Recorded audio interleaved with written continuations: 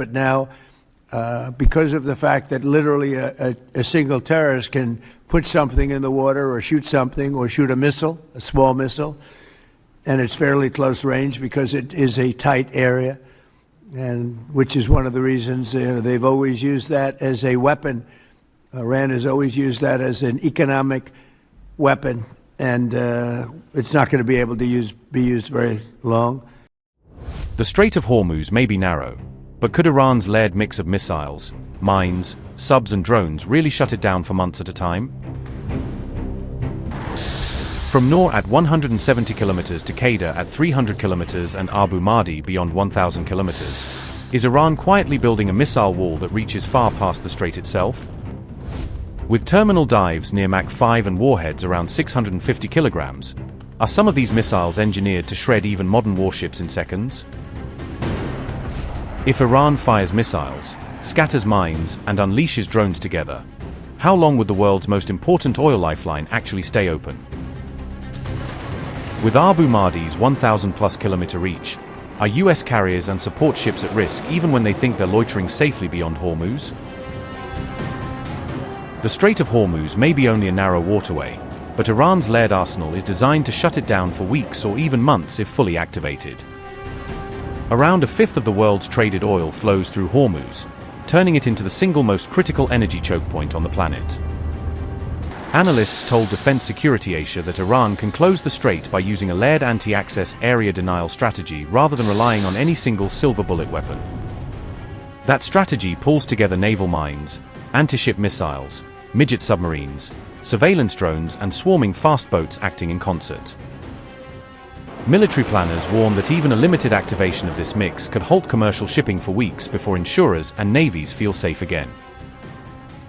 With Hormuz only about 21 miles wide at its narrowest, every shipping lane runs within reach of coastal batteries and sea-based ambushes.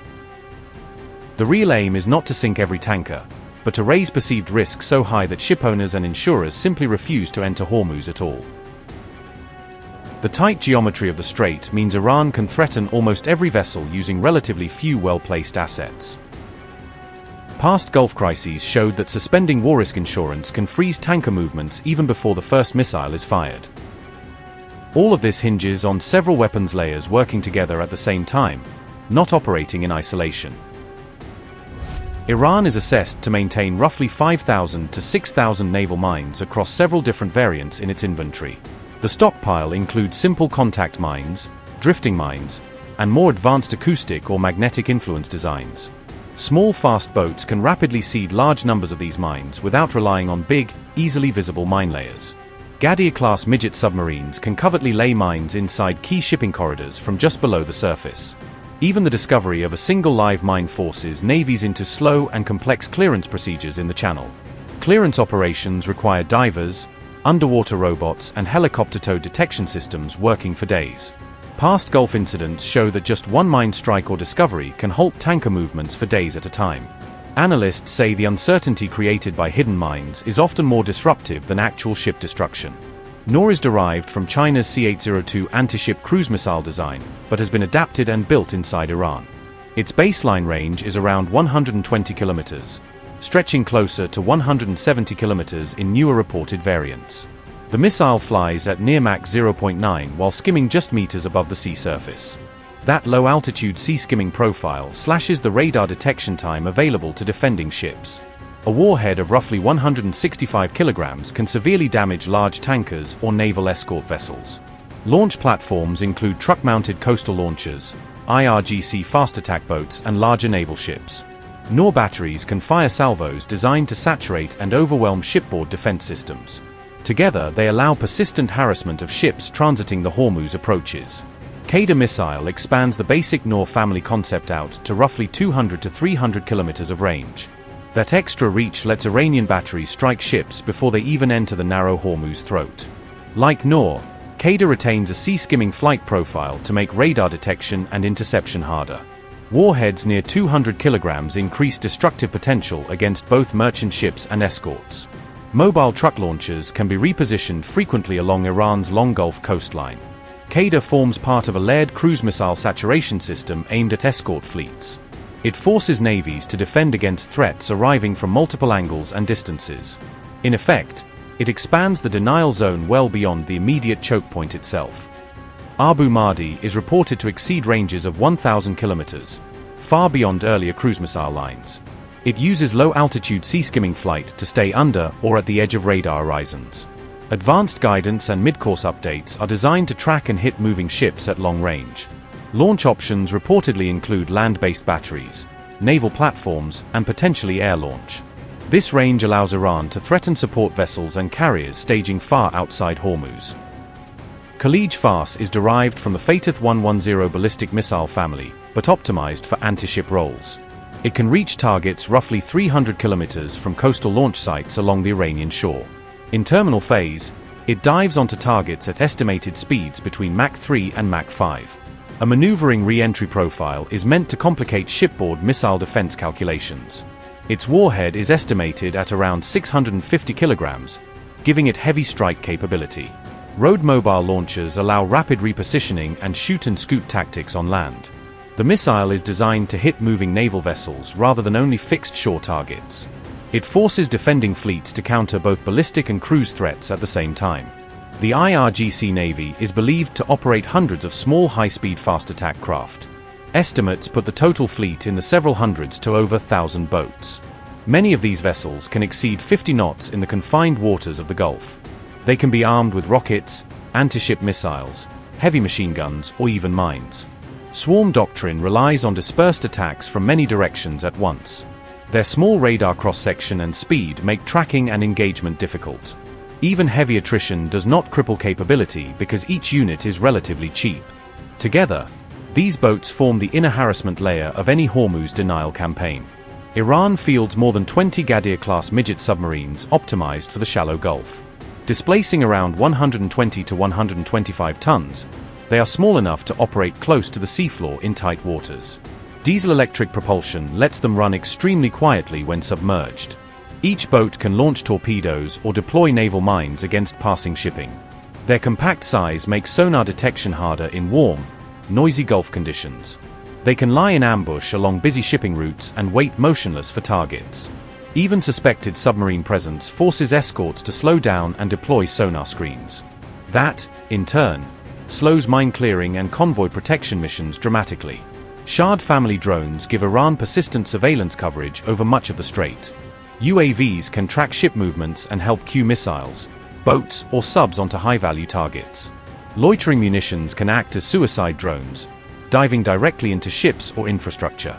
Iran also deploys explosive unmanned surface vessels, suicide boats, against shipping. These USVS can hide among civilian traffic and fishing fleets until the last moments. Their small radar signatures make them hard to distinguish quickly from harmless craft. Continuous drone surveillance allows real-time coordination of attacks across all layers. Together, drones and USVS maintain constant psychological and physical pressure on all shipping. Reopening Hormuz would mean clearing minefields, hunting stealthy subs and escorting tankers under constant threat from missiles and drones. Those tasks demand large multinational fleets willing to spend weeks on slow, methodical operations at sea. All the while, Iran can drip-feed occasional missiles, swarms and drones to keep perceived risk permanently high. On March 16, Donald Trump claimed U.S. forces had already destroyed more than 30 Iranian mine-laying ships in the Strait of Hormuz. He also urged countries most reliant on Gulf oil to send their own forces to help secure the waterway. Trump complained that the U.S. is always protecting other countries, but other countries won't protect us, pressing for a broader coalition at sea. We strongly encourage other nations whose economies depend on the Strait far more than ours. You know, we get less than 1% of our oil from the Strait, and some countries get much more. Japan gets 95%, China gets 90%, many of the Europeans get quite a bit. South Korea gets 35%. So we want them to come and help us with the Strait. We have it in very good shape. The countries, I said, we've already taken care of Iran, but now, because of the fact that literally a single terrorist can put something in the water or shoot something or shoot a missile, a small missile, and it's fairly close range because it is a tight area, and which is one of the reasons they've always used that as a weapon. Iran has always used that as an economic weapon, and it's not going to be able to be used very long. Numerous countries have told me they're on the way. Some are very enthusiastic about it, and some aren't. Some are countries that we've helped for many, many years. We've protected them from horrible outside sources, and they weren't that enthusiastic. And the level of enthusiasm matters to me. We have some countries where we have 45,000 soldiers, great soldiers, protecting them from harm's way. And we have done a great job. And when we want to know, do you have any minesweepers? Well, would rather not get involved, sir. I said, for 40 years we're protecting you, and you don't want to get involved in something that is very minor. Very few shots going to be taken because they don't have many shots left. But they said, we'd rather not get involved. I just want the fake news media and everybody else to remember that was said, because I've been a big critic of all of the protecting of countries, because I know that we'll protect them, and if we ever needed help, they won't be there for us. I've just known that for a long period of time, just like I knew about the Strait, that it would be a weapon, which I predicted a long time ago, predicted all of this stuff. You guys were very generous in that. I predicted all of it. I predicted Osama bin Laden would knock out the World Trade Center. I made that prediction a year before he did it. I said, you better get him. He's a bad guy. I watched him be interviewed one time, and I said, that's a bad guy. You better get him. 1 year before, exactly. I wrote it in a book. You can even check. About a year before the World Trade Center then came down, President Clinton actually had a shot at him, and he didn't take it. Unfortunately, I'm not blaming him for that, but he didn't take it. And he ended up knocking down the World Trade Center, but I predicted that too. I predicted a lot of things. We strongly encourage other nations whose economies depend on the Strait for blood. I mean, these people literally need it. 95% of their energy or their oil comes out of the Strait, and they should be in here very happily helping us.